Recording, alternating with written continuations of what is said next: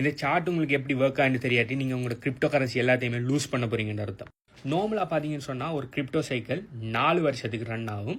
அந்த 4 வருஷத்தில் நிறைய விஷயங்கள் நடக்கும். அதில் முக்கியமான விஷயங்கள் தான் இது. இதை மட்டும் நீங்கள் சரியாக விளங்கெடுப்பீங்கன்னு சொன்னால் சரியான டைமுக்கு நீங்கள் என்ட்ரு ஆகி சரியான டைமுக்கு எக்ஸிட் ஆகிடலாம்.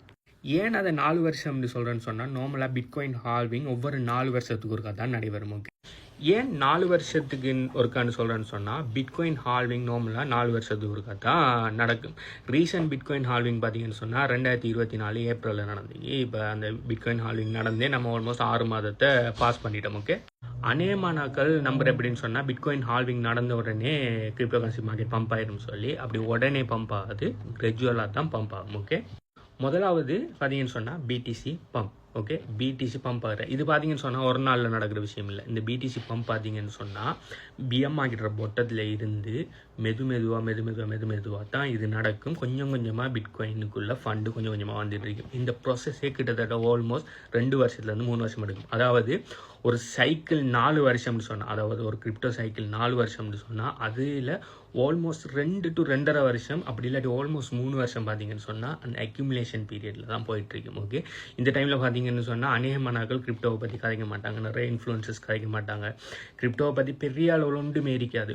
ஒன்லி ஓஜி கிரிப்டோ பீப்புள் மட்டும்தான் கிரிப்டோவை நம்பி கிரிப்டோவை பற்றி கழிச்சிட்டு தெரிவாங்க. ஓகே, என்ன மாதிரி ஆக்கு. ஓகே, அதுக்கு பிறகு அந்த கொஞ்சம் கொஞ்சமாக பம்ப் ஆகிட்டு வரக்குள்ள ஹால்விங் வரும். ஹால்விங் முடிஞ்சதுக்கு பிறகு கொஞ்சம் கொஞ்சமாக பம்ப் ஆகி பிட்காயின் பார்த்தீங்கன்னு சொன்னால் ஆல் டைம் ஹையை டச் பண்ணும். ஓகே, இல்லாட்டி ப்ரீவியஸ் ஆல் டைம் ஹையை பிரேக் பண்ணி அதுக்கு மேலே போகும். இப்போ போன சைக்கிளில் ப்ரீவியஸ் ஆல் டைம் ஹை பார்த்தீங்கன்னு சொன்னால் $60,000, கிட்டத்தட்ட $60,000. அதுலேருந்து இப்போ பார்த்தீங்கன்னு சொன்னால் இப்போ நம்ம எந்த பீரியட்லேங்கன்னு சொன்னால் பிட்காயின் பம்புங்கிற இந்த பீரியட்லாம் இருக்கேன். இப்போ அந்த 60,000 உடைச்சிட்டு இப்போ பார்த்தீங்கன்னு சொன்னால் ஆல்மோஸ்ட் இந்த வீடியோ செல் டைமுக்கு ஆல்மோஸ்ட் $100,000 கிட்ட பிட்காயின் வந்துட்டு. ஸோ பிட்காயின் நல்லா பம்ப் ஆகி முடிஞ்சதுக்கு பிறகு என்ன நடக்கும்னு சொன்னால் இந்த பிட்காயினில் நிறைய ப்ராஃபிட் எடுத்துருப்பாங்க. ஓகே, இந்த பிஎம் மார்க்கெட்டில் ஃபுல்லாக அக்யூமுலேட் பண்ணின நிறைய பேர் இந்த பிட்காயின் மேலே நல்லா பம்ப் ஆகினதுக்கு பிறகு இந்த பிட்காயினில் ப்ராஃபிட் எடுப்பாங்க. அந்த ப்ராஃபிட் என்ன செய்வாங்கன்னு சொன்னால் எத்தூரியத்துக்குள்ளே மாற்றுவாங்க. எத்தூரியம்னு சொன்னால் பிட்காயினுக்கு அடுத்து அறிகிற 2வது மிகப்பெரிய ஆல்காயின். அதுக்குள்ளே மாற்றின உடனே என்ன நடக்கும்னு சொன்னால் எத்தூரியம் கொஞ்சம் கொஞ்சமாக பம்ப் ஆரம்பிக்கும்.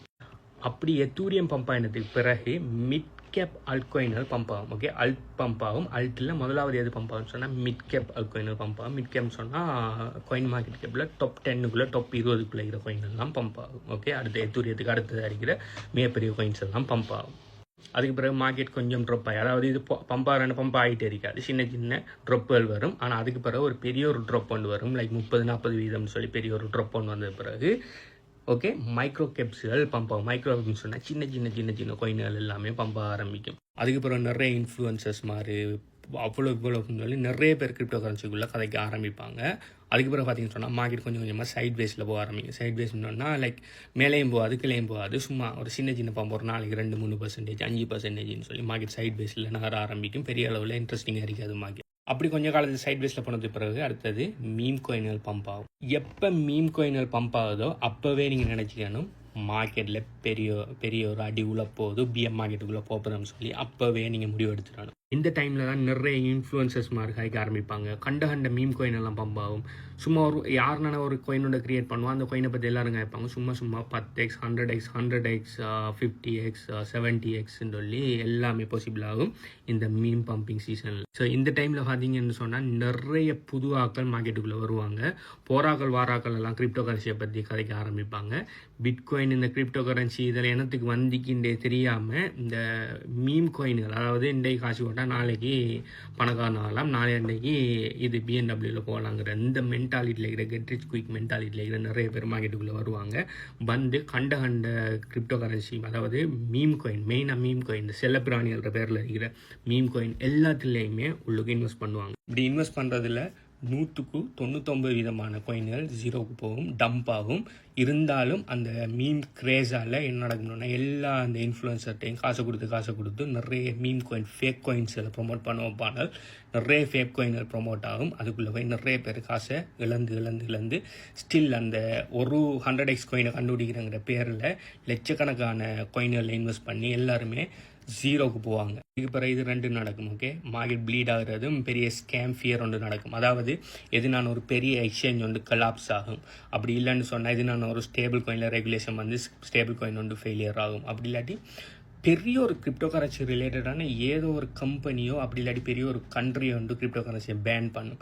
என்னென்னாலும் ஒரு பெரிய ஒரு நெகட்டிவ் நியூஸ் வந்து அந்த நெகட்டிவ் நியூஸை வச்சு மார்க்கெட்டை ஃபுல்லாக வேல்ஸ் டம்ப் பண்ணுவாங்க. வேல்ஸ் ஆடணும்னா 1000 பிட்காயினுக்கு மேலே வச்சிருக்கிறாங்களோ நார்மலாக வேல்ஸ்ன்னு சொல்லுவோம். அவனால தான் இந்த பாசிட்டிவ் நியூஸ் நெகட்டிவ் நியூஸில் போட்டு மார்க்கெட்டை பம்ப் பண்ணுறதும் டம்ப் பண்ணுறதும். அவனால் பார்த்தீங்கன்னு சொன்னால் ஏர்லியர் டேஸில் அதாவது பிஎம் மார்க்கெட்டில் என்ன செய்வாங்க, நிறைய அக்யூமுலேட் பண்ணி போட்டு கொஞ்சம் கொஞ்சமாக அவனெல்லாம் அந்த மார்க்கெட்டை பம்ப் பண்ணி உங்களை மாதிரி ரீட்டைல் இன்வெஸ்டரை உள்ளுக்கு கொண்டு வந்தது பிறகு அந்த மீம் காயின் அது இதெல்லாம் காட்டி போட்டு என்ன செய்வாங்கன்னா ஒரு பெரிய நெகட்டிவ் நியூஸ் ஒன்று கொண்டு வந்து அந்த பீரியடில் பார்த்தீங்கன்னா அந்த நெகட்டிவ் நியூஸ் வர பீரியட் பார்த்தீங்கன்னு சொன்னால் எல்லா நெகட்டிவ் நியூஸும் ஜஸ்ட் ஒரு 1 வீக்குள்ளே வரும். லாஸ்ட் பிஎம் மார்க்கெட்டில் என்ன நடந்துக்கணும்னா FTX கலாப்ஸ் ஆகினது. லூனாங்கிற ஒரு காயின் அதோட இது லூனாட அந்த ஸ்டேபிள் காயின் பெக்கிங்கலேருந்து அது கலாப்ஸ் ஆகினது. மற்ற நிறைய நாடுகளோட பிரச்சனை எல்லாமே ஜஸ்ட் ஒரு 1 வீக்குள்ளே வந்து 60,000 இருந்த பிட்காயின் அப்படியே ஒரு 1 வீக்லையோ 2 வீக்கில் நினைக்கிறேன் $16,000 கொண்டு வந்தாங்க.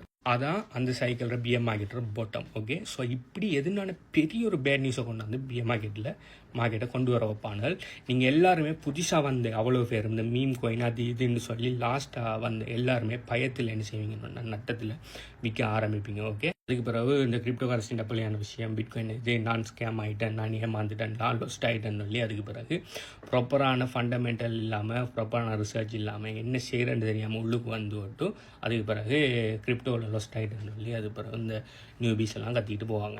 அதுக்கு பிறகு ஃபைனல் டம்ப் நடக்கும். ஃபைனல் டம்ப் நடந்து பிஎம் ஆகிற பாட்டமுக்கு போகும். அதுக்கு பிறகு ரீஸ்டார்ட் மேலே போகும். அதாவது அந்த பிஎம் மார்க்கெட் பாட்டத்தில் இருந்து அந்த பிட்காயின் இந்த லோவில் இருந்து திரும்ப டொப்புக்கு வாரத்துக்கு கிட்டத்தட்ட 2 வருஷத்துக்கு 3 வருஷம் மெதுவாக போகும். இந்த டைமில் இவ்வளோ மீம் கோயினை ப்ரொமோட் பண்ண ஆக்கள் சரி, புதுசாக வந்து இன்ஃப்ளூயன்சர்ஸ் சரி, புதுசாக மார்க்கெட்டுக்கு வந்த ஆக்கள் சரி, எல்லாருமே வழியில் வைத்துருவாங்க. என்ன மாதிரி 1-2 ஓஜி கிரிப்டோ பீப்புள் உள்ளுக்கு இருப்பாங்க. ஓகே, மற்ற நியூபி எல்லாருமே வெளியில் போயிடுவாங்க. அதுக்கு பிறகு திரும்ப நான் சொன்ன அதே சைக்கிள் திரும்ப கண்டினியூ ஆகும். இதுதான் மார்க்கெட் திரும்ப நடந்துகிட்டு இருக்குது. இதை சரியாக நீங்கள் கேபிட்டலைஸ் பண்ணிங்கன்னு சொன்னால் நீங்கள் வேறு லெவலில் ப்ராஃபிட் எடுக்கலாம். அதாவது நீங்கள் ட்ரேடிங் லாங் டைமுக்கு அக்யூமுலேட் பண்ணுற பற்றி சொல்லலை, நீங்கள் ட்ரேடிங் பண்ணுற ஆளாக இருப்பீங்கன்னு சொன்னால் நீங்கள் இந்த பிஎம் மார்க்கெட்டோட பொட்டமில் இருந்து வடிவாக நிறைய காயின் அக்யூமுலேட் பண்ண ஆரம்பிப்பீங்கன்னு சொன்னால் புல் மார்க்கெட்டோட டொப்பில் அழகாக விற்றுட்டு 10x 100xல வடிவாக ப்ராஃபிட் பார்த்துட்டு வெளியில் போகலாம். ஸோ இதை பற்றி நீங்கள் இந்த சைக்கிளை ஃபாலோ பண்ணி கிரிப்டோக்குள்ளே வரேன் அப்படி இல்லாட்டி ஆன்லைனில் இன்ஃப்ளூயன்சஸ் மாதிரி கண்ட சொல்கிறான்னு சொல்லி அந்த காயினெல்லாம் வாங்கி இதில் ரெக்ட் ஆகி வெளியில் போகிற ஆளான்னு சொல்லி கீழே கமெண்ட் பண்ணுங்கள். ப்ளஸ் உங்களுக்கு கிரிப்டோ கரன்சியை பேசிக்கிலேருந்து படிக்கணும். எப்படி கிரிப்டோ கரன்சி வாங்குகிற, எப்படி கிரிப்டோ கரன்சியை விற்கிற, எப்படி கிரிப்டோ கரன்சியை ப்ரொடெக்ட் பண்ணுற, லாங் டைமுக்கு எப்படி ப்ரொடெக்ட் பண்ணுற, ஹேக்கர்ஸ்டேருந்து நிறைய பிரச்சனையிலேருந்து எப்படி ப்ரொடெக்ட் பண்ணுற, எப்படி கிரிப்டோ கரன்சிலேருந்து பிட்காயின்லேருந்து பெசிவ் இன்கம் ஏர்ன் பண்ணுற, எப்படி அதை மல்டிப்ளை பண்ணுறேன்னு சொல்லி எல்லா விஷயத்தையுமே பிட்காயின் ஹார்வெஸ்ட் சிஸ்டத்தில் 100% ஃப்ரீயாக நான் டீச் பண்ணியிருக்கிறேன். இதுக்கு இன்னொரு முக்கியமான விஷயம்னு சொன்னால் இந்த பிட்காயின் ஹார்வெஸ்ட் சிஸ்டத்தை நீங்கள் உங்களோட ப்ரோக்ராமாக மாற்றி நீங்கள் யாருக்கு வேணும்னாலும் கொடுக்கலாம். ஓகே, இதை ஒரு ஒயிட் லேபிள் சிஸ்டமாக தான் நான் செஞ்சிருக்கிறேன். இதில் ஃபுல் டீட்டெயில்ஸ் வேணும்னு சொன்னால் ஏன் உங்களுக்கு அந்த பிட்காயின் ஹார்வெஸ்ட் சிஸ்டம் வேணும்னு சொல்லி கீழே கமெண்ட் பண்ணுங்கள். உங்களோட ரிக்வெஸ்ட் நல்ல ரிக்வெஸ்ட் ஆகிருக்குன்னு சொன்னால் அது எங்கே எடுக்குன்னு சொல்லி நான் சொல்கிறேன். ப்ளஸ் நீங்கள் இந்த சைக்கிளில் நீங்கள் இந்த அல்ட்காயின் இந்த மார்க்கெட்டில் பிட்காயின் டாப் எவ்வளோ போகும்னு சொல்லி நீங்கள் நினைக்கிங்கிறத கீழே கமெண்ட் பண்ணுங்கள். பை.